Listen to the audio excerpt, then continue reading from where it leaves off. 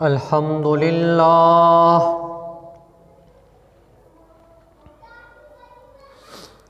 الحمد للہ وکفی والصلاة والسلام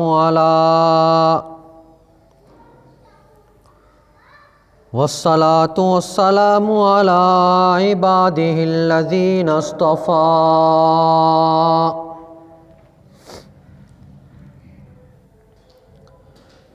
اما بعد فاعوذ باللہ من الشیطان الرجیم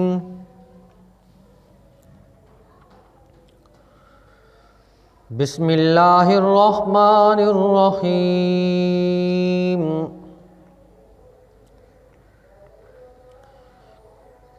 ان الذین یغضون اصواتهم عند رسول اللہ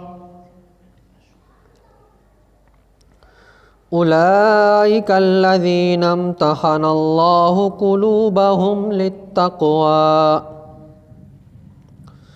لهم مغفرة وأجر عظيم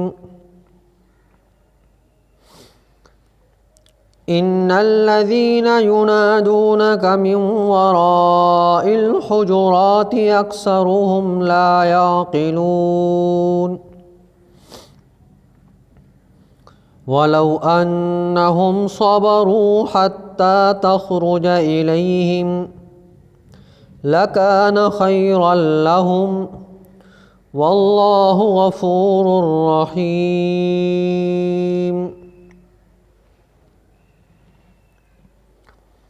آمنت باللہ صدق اللہ العظیم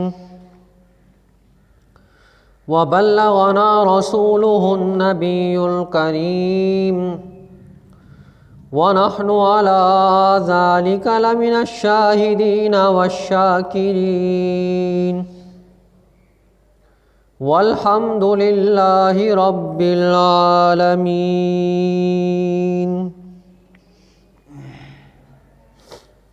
قابل صد احترام و تکریم میرے واجب الاحترام دوستوں، بزرگوں، عزیز نوجوان ساتھیوں،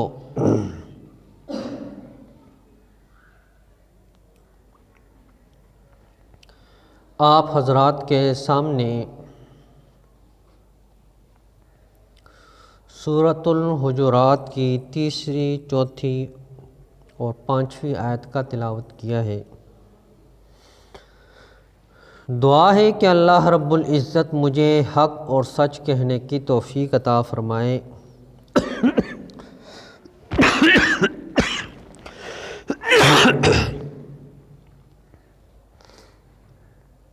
سننے اور سنانے کے بعد مجھے بھی اور آپ بزرگوں کو بھی عمل کرنے کی توفیق عطا فرمائے۔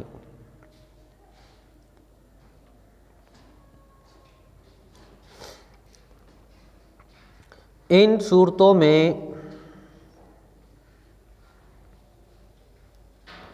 پہلی آیات، ان میں نبی کریم صلی اللہ علیہ وسلم کے آداب کو سکھایا گیا ہے، اور علماء نے انہی آیات کے ضمن میں اکابرین علماء اکرام کی، دینداروں کی آداب اور احترام کا ذکر بھی فرمایا ہے۔ اور نبی پاک صلی اللہ علیہ وسلم کی عظمت ہی کیا،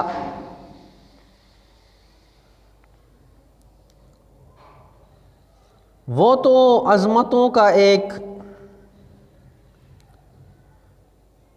پاسبان ہے، جن کے سامنے عظمتیں ہاتھ جوڑ کر کھڑی ہوتی ہیں۔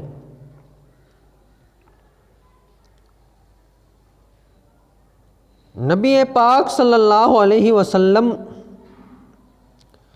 کے پاس صحابہ اکرام رضوان اللہ علیہم اجمعین تشریف لاتے تھے تو کچھ تو صحابہ اکرام ایسے تھے جو آداب کو ملحوظ رکھتے تھے،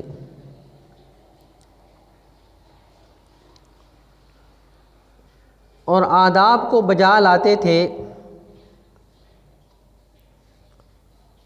اور کچھ لوگ آداب سے واقف نہیں تھے، اور جو باہر دیہات سے صحابہ ملنے کے لیے آتے وہ تو بالکل آداب کے خلاف ہوتے تھے۔ تو اللہ رب العزت نے ان لوگوں کو آداب سکھائے،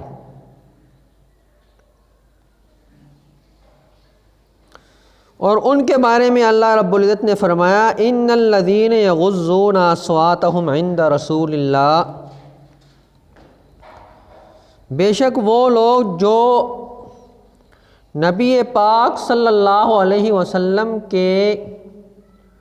قرب میں جا کر دبی آواز میں گفتگو کرتے ہیں، آہستہ آواز میں گفتگو کرتے ہیں، آداب کی رعایت رکھتے ہوئے گفتگو کرتے ہیں، ان کے لیے فرمایا کہ اولئک الذین امتحن اللہ قلوبہم للتقوی، یہ وہی لوگ ہیں جن کے دلوں کو تقوی کے لیے چن لیا گیا ہے، اور ان کے لیے معافی ہے اور بہت بڑا اجر ہے۔ تو صحابہ اکرام رضوان اللہ علیہم اجمعین نبی پاک صلی اللہ علیہ وسلم کے پاس تشریف لاتے تو آداب کا خیال رکھتے تھے۔ مدینہ منورہ میں منافقین کی تعداد جو بظاہر تو کلمہ پڑھتے تھے لیکن اندر ان کے یہودیت اور نصرانیت بری ہوئی تھی، تو ایسے لوگ ان کو منافق کہا جاتا ہے، اور یہی منافق جب نبی پاک صلی اللہ علیہ وسلم کوئی بات فرماتے تو یہ ذو معنی الفاظ کا انتخاب کرتے، اور کبھی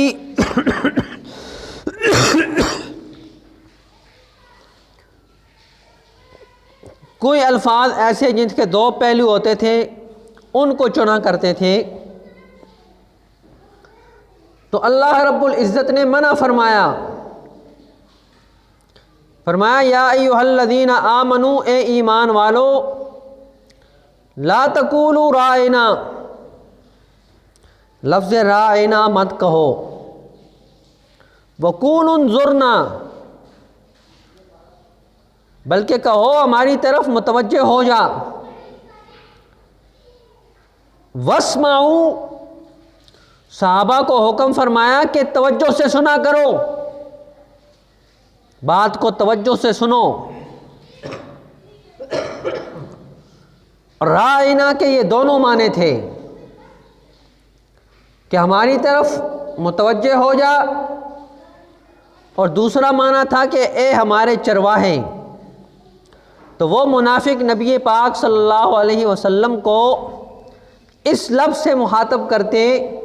کہ اے ہمارے چرواہے ہماری طرف دیکھ۔ تو اللہ رب العزت نے منع فرما دیا کہ یہ لفظ آئندہ نہیں کہنا۔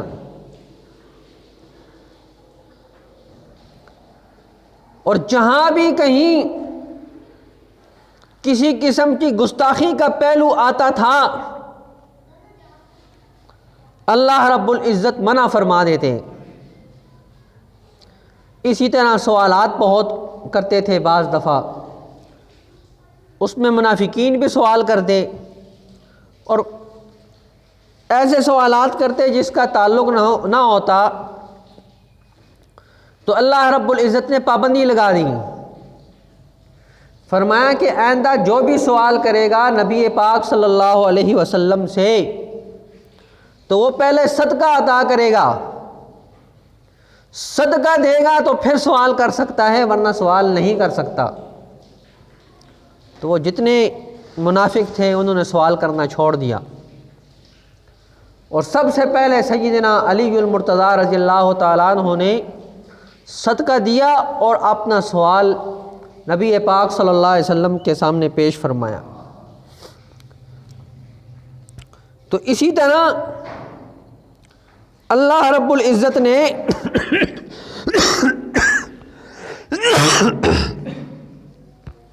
صحابہ اکرام رضوان اللہ علیہم اجمعین کو حکم فرمایا، ان الذین ینادونک من وراء الحجرات اکثرهم لا یعقلون، بے شک وہ لوگ جو آپ کو حجرے کے پیچھے سے بلاتے ہیں، اکثر ان میں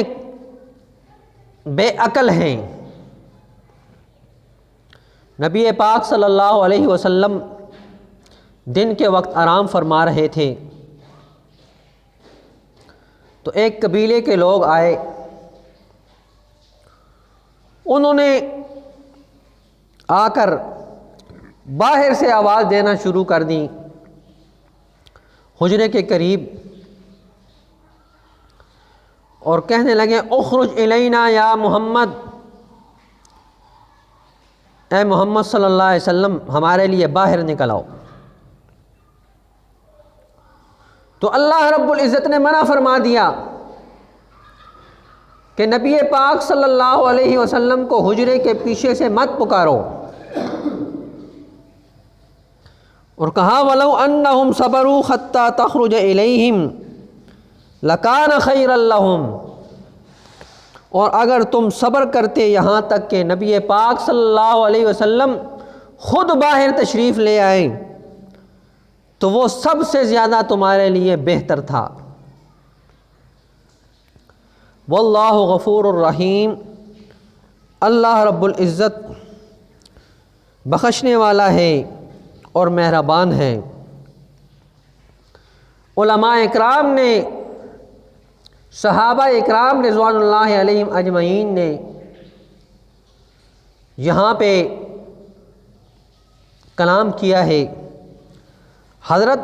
عبداللہ ابن عباس رضی اللہ تعالیٰ عنہ نبی کریم صلی اللہ علیہ وسلم کے چچا زاد بھائی تھے۔ وہ صحابی جنہوں نے نبی پاک صلی اللہ علیہ وسلم کی خدمت کی اور نبی پاک صلی اللہ علیہ وسلم نے ان کے لیے دعا فرمائی۔ ایک دفعہ نبی کریم صلی اللہ علیہ وسلم قضاء حاجت کے لیے تشریف لے گئے، واپس آئے تو پانی کا لوٹا بھرا ہوا پڑا تھا۔ پوچھا کس نے رکھا ہے؟ تو بتایا کہ عبداللہ ابن عباس نے رکھا ہے۔ آپ صلی اللہ علیہ وسلم نے فرمایا کہ یا اللہ اس کو قرآن کا علم عطا فرما، اور جس کو نبی کی دعا لگ جائے تو اس نے تو ترنا ہی ترنا ہے۔ تو سیدنا عبداللہ ابن عباس رضی اللہ تعالیٰ عنہ زمانے کے مشہور مفسر بنے۔ انہوں نے لکھا ہے ان آیات کے اندر نبی پاک صلی اللہ علیہ وسلم کے آداب کا ذکر ہے، اور یہ آداب ہر اس شخص کے لیے ہیں جس کے پاس نبی پاک صلی اللہ علیہ وسلم کا علم ہے۔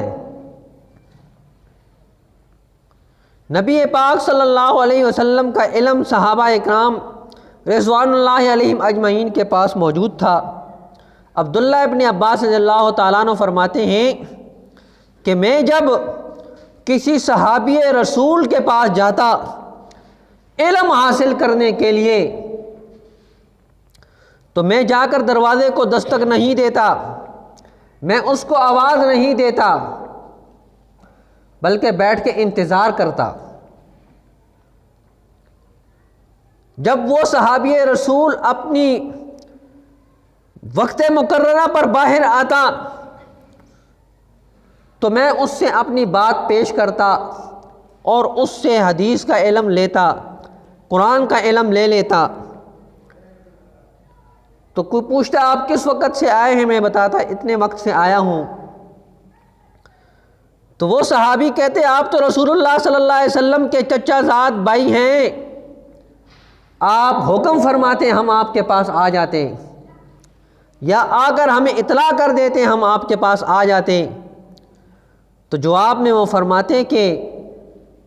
اللہ رب العزت نے نبی کی شان بیان کی ہے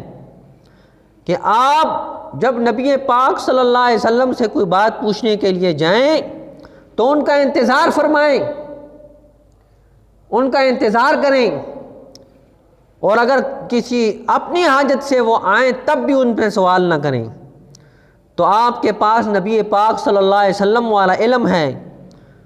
تو آپ کا بھی وہی احترام ہے کہ آپ خود باہر آئیں تو میں آپ سے مسئلہ پوچھوں اور آپ سے بیان کروں۔ تو علماء نے کہا کہ یہ آداب سب کے ہیں، جن کے پاس علم ہے ان کے ساتھ اسی طرح کا برتاؤ کرنا ضروری ہے، ورنہ اعمال سے ہاتھ دھو بیٹھیں گے۔ اسی وجہ سے آج کیونکہ ہمارے اندر احترام نہیں بڑوں کا، عمر کے حساب سے بڑا ہے، علم کے اعتبار سے بڑا ہے، اس کا احترام نہیں۔ جب اس کا احترام نہیں ہے ہمارے اندر تو پھر کیا ہوتا ہے کہ ہمارے گھروں میں مصیبتیں، پریشانیاں اور طرح طرح کی آزمائشیں گھر کر جاتی ہیں۔ اور وجہ کیا ہوتی ہے کہ یہ ہمارے اپنے گناہوں کا اثر ہوتا ہے،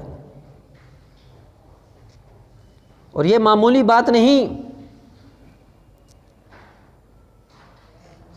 مولانا رشید احمد گنگوہی رحمۃ اللہ علیہ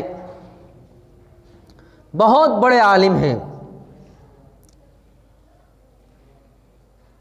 فقیہ الامت جن کو کہا گیا،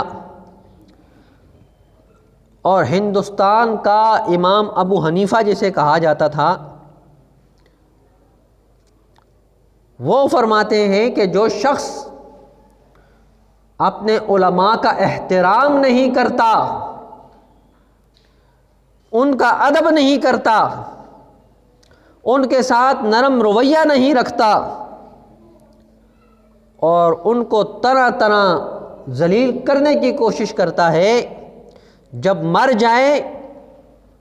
تو قبر میں دیکھو اس کا چہرہ قبلے کی طرف نہیں ہوگا، اس کا چہرہ قبلے کی طرف نہیں ہو سکتا۔